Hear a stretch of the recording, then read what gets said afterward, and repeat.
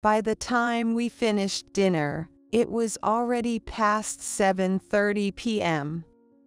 My daughter and her husband, John, who had said they'd be back by 6 p.m., left their son, Alex, and haven't contacted us since. Worn out from playing, and with a full belly, Alex was dozing off. He looked sleepy, but he was a bit sandy from playing Explorers, and he definitely needed a bath. Alex is just 5 years old.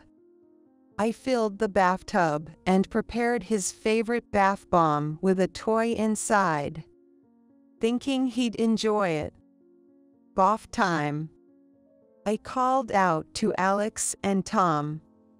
Then, out of nowhere, Alex woke up fully and started screaming, "I don't want to take a bath, I didn't do anything," and ran around the house trying to escape. We couldn't understand why he was saying that, and were quite puzzled. After all that playing, "I didn't do anything" seemed like a strange thing to say. Alex had a tense look on his face, and we were left wondering. It was clear he was having trouble washing himself. When I washed him from head to toe, I could see his surprised face in the mirror. I had no idea why he was acting that way. It was confusing not knowing what he was thinking. Eventually, Alex cautiously stepped into the bathtub and gradually relaxed. Then he said something surprising. "The bath is warm, huh?" "Oh, I don't like the bath at home, but Grandma's bath is fun and warm and nice." As he spoke, he began to blame himself, with tears in his eyes. "I am Maggie. I've lived in this small town, not unlike a rural area in Vermont, far from the hustle and bustle of New York City, where trains come every 2 minutes. Here, we have a bus that comes about once an hour, or you need to drive yourself. Being from the countryside, my parents and relatives always encouraged me to live here my whole life. I don't mind living in this town. Here, it's expected for women to be homemakers. So, after graduating high school, I married Tom, whom I met through a matchmaking process, and have been a stay-at-home wife. Tom has always been kind, not the domineering husband type. Shortly after we got married, we were blessed with our daughter, Emily. She was like a treasure to us. We tried our best to shield her from local gossip and the constraints of our surroundings. Emily seemed to enjoy living here when she was younger. However, the local customs and attitudes probably didn't sit well with someone of her generation. Relatives living here long-term often had harsh words. Emily gradually started spending less time at home, creating distance between us. "I'll be studying at school today. I don't need dinner." Probably, her desire to leave this place motivated her. From the time she entered high school, she began to focus more on her studies, even before we could say anything. Unlike in the city, there aren't many tutoring centers or private tutors here. She spent her days attending school lessons and studying after school. She even quit the choir club. She loved to make more time for studying. Her efforts paid off, and she got into her first choice university in the city. She started living on her own in the city. Luckily, she had helped with household chores at home, so she didn't have any problems. She managed her university life by working part-time jobs and taking out student loans, insisting on not relying on us. We did send her money, but she insisted on not using our help. She would accept things we sent, but we never knew what happened to them. It seemed she didn't use the money we transferred. And so, Emily graduated from the College of Education without any setbacks and became a middle school teacher. She apparently got married to a colleague she met at work, John Mercer, in her second year as a professional. The reason this sounds like it's about someone else is because we haven't been in touch much since she went off to college. For Emily, this small town and her childhood home are places she'd rather not return to. I'm not staying in this town. I live in New York. It's more convenient, and you can do anything there. Over the past decade, the number of times we've seen Emily face to face could be counted on one hand. Most of those times were when we visited her in New York. Occasionally, due to Tom's work, we'd go to places like New York or somewhere else in the greater New York area. We'd contact her, and the three of us would go out to eat. John never showed up to these meals. The only time we saw both of them together was when they unexpectedly visited our house to announce their marriage. We decided to get married, so we thought we should at least come to say hi. However, John didn't seem much interested in our hometown. Since you've come all this way, why not stay for some tea? No, thank you. Emily also seemed like she was just there to fulfill a duty, and left soon after. I have work tomorrow, so I need to head back. You've seen John. Satisfied now? We've never met John's parents, and any conversation about his family ends up vague or unanswered. We don't even know where he's from or about his family background.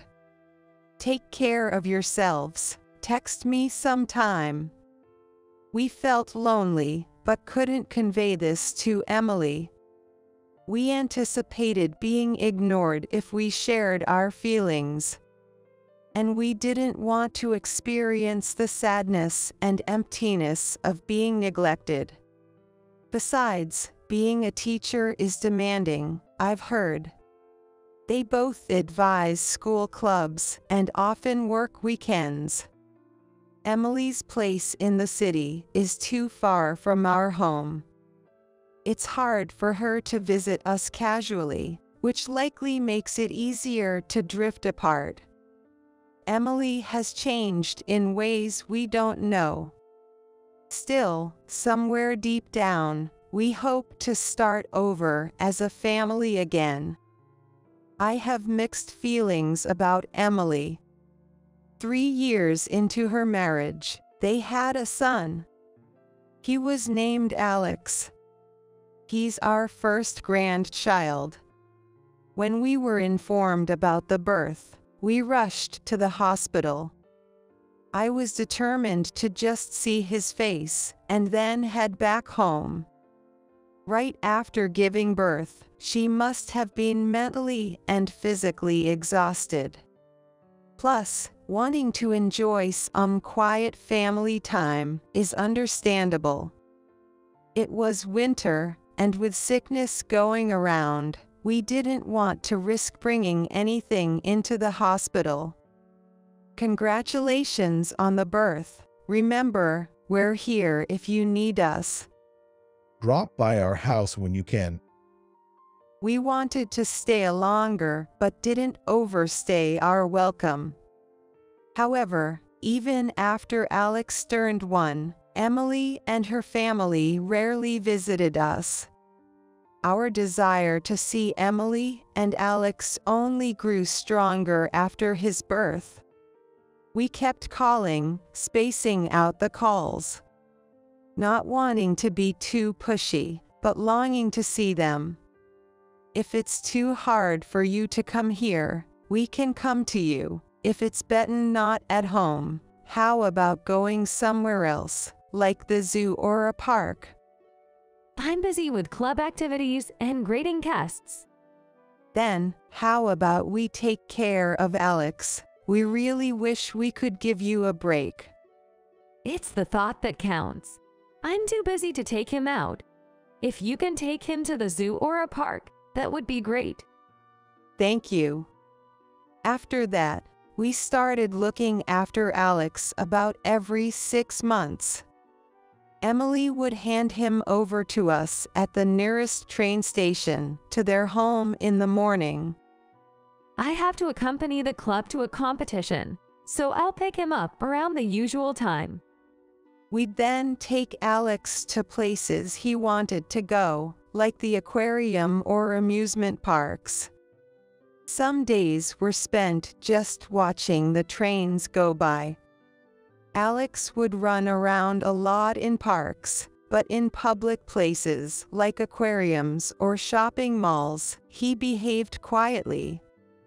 Emily and John are teachers, although they deal with middle school students.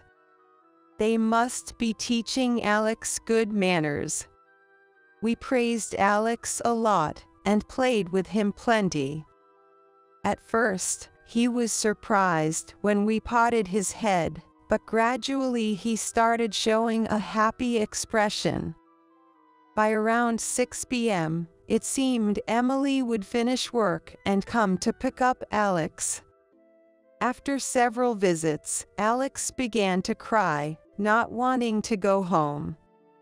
Probably beginning to understand that our time together would end as it got closer to 6 p.m. I want to play more with Grandma and Grandpa.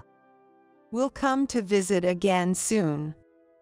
You have kindergarten tomorrow, so we need to head back. It was hard for us to let him go, watching his back as he left. As he grows, he seems to want to play more. We'd like to increase the frequency of our visits, but we have to consider Emily's schedule. Since they don't stay overnight, our time together is always short. We've suggested staying over during longer holidays. However, it hasn't happened yet, as Emily prefers they all sleep together at night. I hear boys only want to sleep with their parents when they're little. There are things I don't understand, having only raised a daughter. Emily often says she wants to cherish every moment. We can't disregard a mother's feelings. So we just let them know they're welcome anytime, and wait for Emily to reach out. When Alex was about 5 years old, we received a rare call from Emily. Work has settled down this year. Can we visit you during the Christmas holidays? We don't mind at all. You're always welcome. It's been about 8 years since Emily last visited home, aside from when she announced her marriage.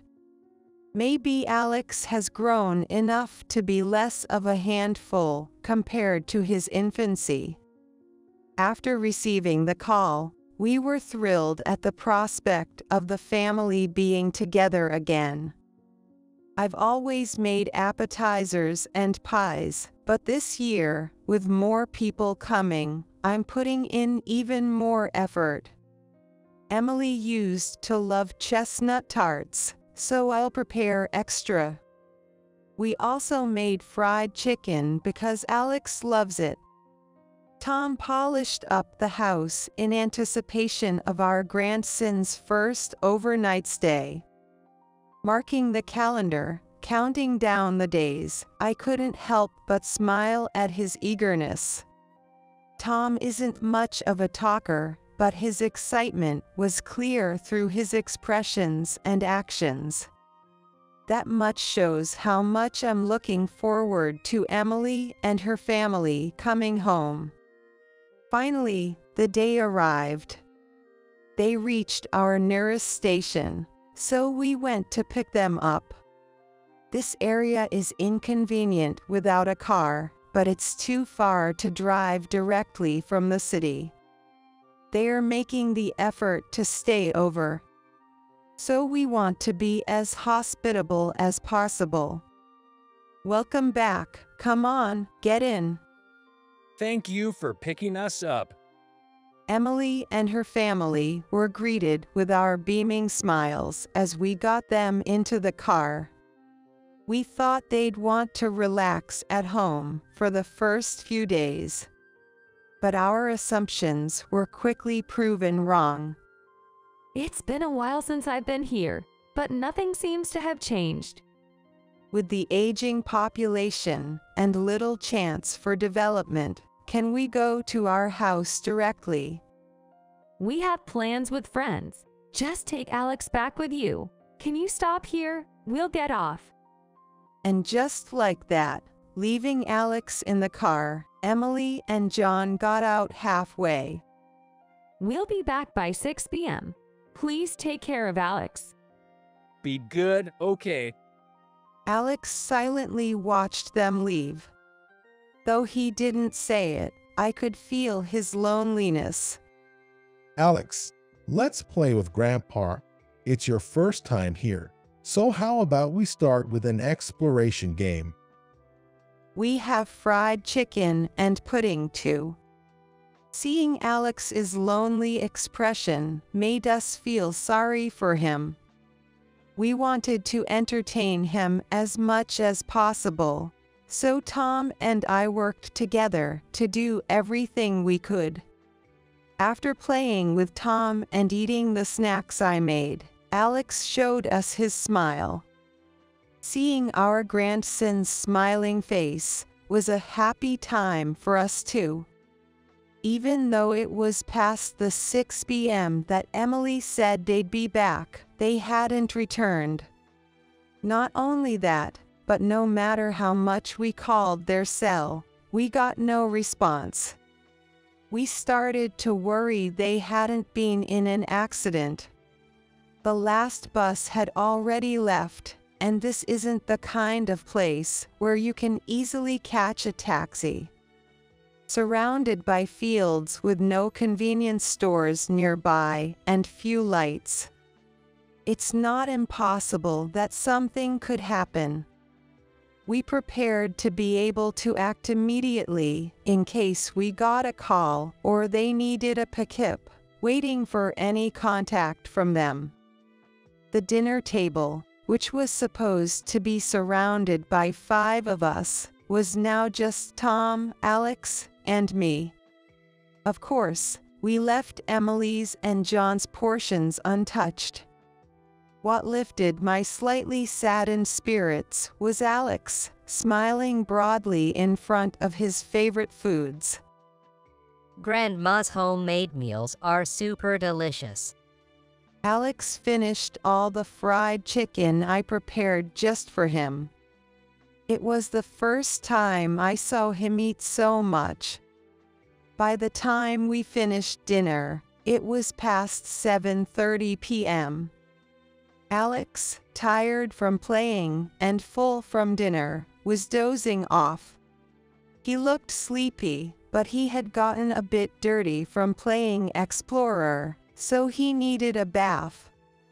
I filled the tub with hot water and prepared his favorite character bath bomb. That comes with a toy inside. I thought he'd enjoy it. Bath time. I called out to Alex and Tom. But then Alex woke up and suddenly shouted, "I don't want to take a bath. I didn't do anything," and started running around the house. We were perplexed by his words. After playing so much, what did he mean by "I didn't do anything"? "Alex, the bath's ready. Let's go in with Grandma." Even though I wanted to ask why he was reluctant, He was running around so much that we couldn't have a conversation. He crawled under the table or dashed up the stairs to the second floor. Tom and I are both around 50. Hugh, we're a bit involved in farming. We really felt our ages trying to catch him. We managed to corner Alex with Tom's help. His tense expression made us question what was wrong. Certainly, being caught wouldn't be fun. It was clear he wasn't just upset about losing a game of tag. We got him to the changing room, but he wouldn't undress, so we ended up doing it for him. It seemed difficult for him to wash himself, so I washed him from head to toe. He looked surprised in the mirror as I did so. I had no idea why he was acting this way, making me feel even more confused. Alex slowly softened his expression as he soaked in the tub, then said something surprising. "The bath is warm, huh?" His words and behavior up until then made me suspect something had happened. His running away at the mention of a bath must be related. While I was wondering how to respond, Alex began to speak. "Garant baths where you get cold water poured on you." I wondered why I had to take off my clothes. "No, it's a place to clean and warm up your body. Why did you think cold water would be poured on you?" "Mom and Dad say I'm a bad boy. They always take me to the bath for punishment." Alex didn't blame Emily or John in his words. While nearly in tears, he blamed himself. "I don't like the bath at home, but Grandma's bath is fun and warm, and I like it." Alex, who had looked like he might cry, was now smiling in the tub. I hugged him tightly, wanting to protect this smile that must have been hurt in ways we didn't know about, forever. After persuading Alex, who wanted to stay in the bath forever, to get out before he got too overheated, it pained me to see his hair, realizing he likely hadn't been to a salon in a while. Yet, I couldn't help but think there was truth in the business of their jobs. I took him to a freshly dried, fluffy bed, where he fell asleep quickly from exhaustion. I decided to make the next day fun for him too, as I watched his peaceful sleeping face. After making sure Alex had fallen asleep, I discussed what happened in the bath with Tom. I see. So that's what happened. Tom said, with a troubled look on his face. It seems that's why he was crying so much whenever we were about to leave. I also shared something I noticed in the bath. "Look at this." I quietly pointed out the numerous bruises on Alex's body. A few bruises are common in the upbringing of a 5-year-old boy. However, the number of bruises on Alex was extraordinary, all hidden under his clothes. Bruises on his stomach and back seemed like they couldn't have been made unless someone intentionally inflicted them. Alex might run around where it's safe but behaves maturely beyond his years in public spaces. He's not the type to get into fights or throw tantrums. Even with their own child, there are things they should and shouldn't do. This is absolutely unforgivable. Unable to contain his frustration, Tom immediately called Emily and John. But neither of them answered. "I want to protect Alex right away. Who should we consult in this situation?" A child welfare office might take too long. Since it involves violence against a child, we should contact the police. With a heavy heart, Tom made the call to the police. Regardless of Emily being our own daughter, we never raised her to harm others, especially her own child. I hoped it was all a misunderstanding.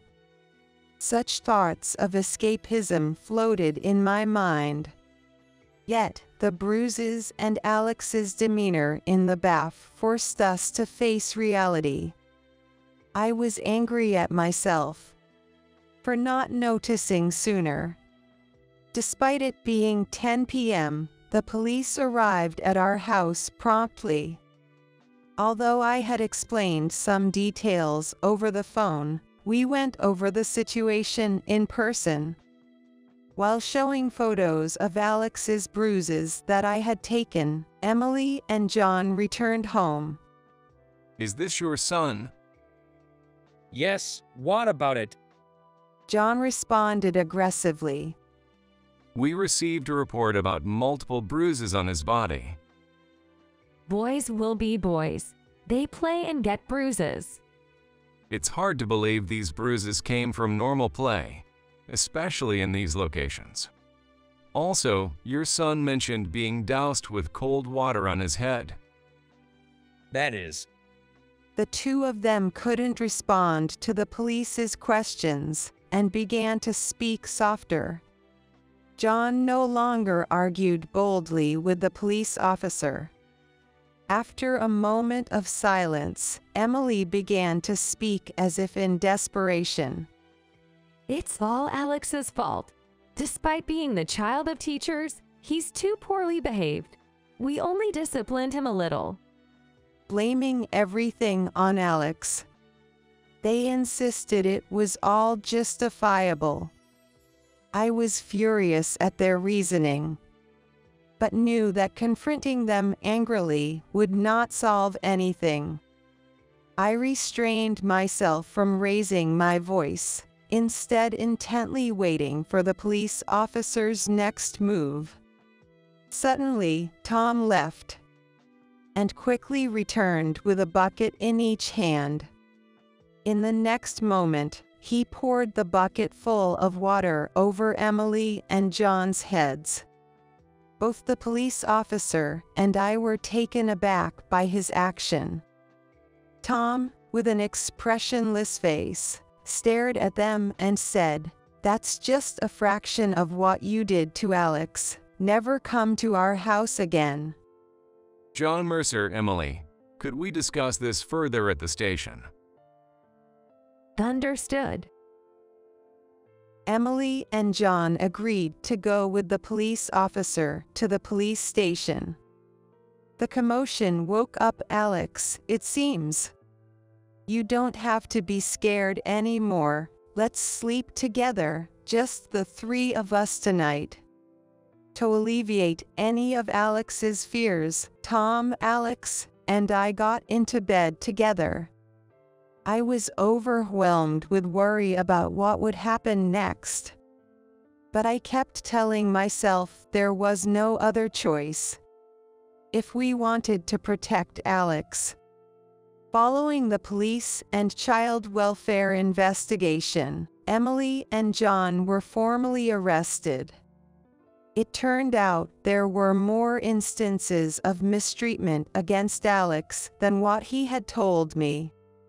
There were times they didn't feed him, and when his bruises were bad, they made him stay home alone without letting him go to kindergarten. The kindergarten teacher had felt something was off and had been keeping a watchful eye, prepared to intervene. Seeing Alex's joy at the fried chicken and large portions of food probably related to his past experiences.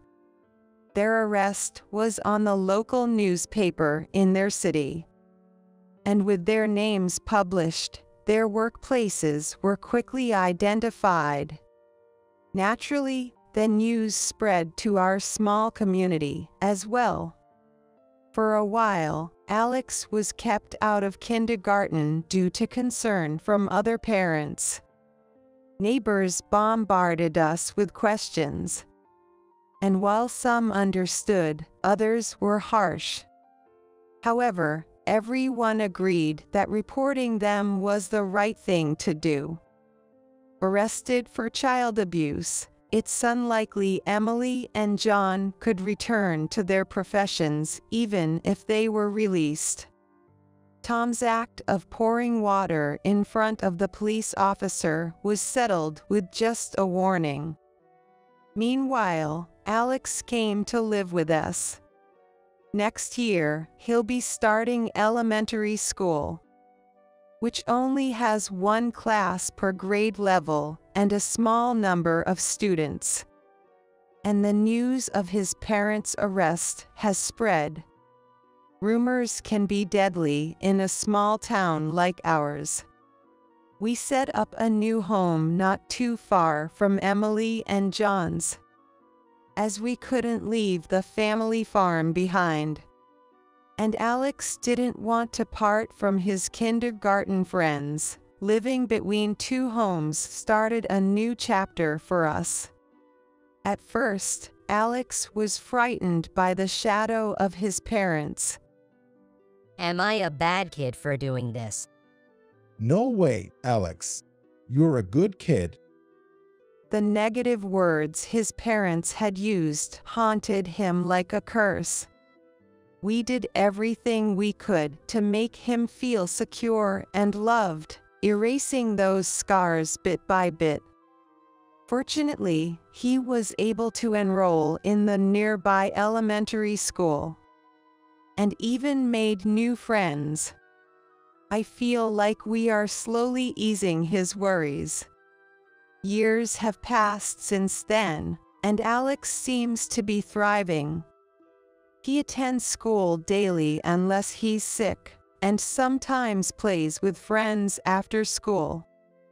On weekends and holidays, he helps with farm work or household chores, and has even started a new hobby. I want to try soccer. Dad said no when I asked before. That sounds great. It's good to try new things and see if you enjoy them. Gradually, Alex began to share more of his thoughts and feelings with us. Acting as his grandparents, we've done our best to fill the roles of his actual parents. Despite our age and back pains, we've participated in parent-child races at sports festivals. And we felt honored when Alex wrote about us in his People I Admire essay for school. The person I admire the most is my grandparents.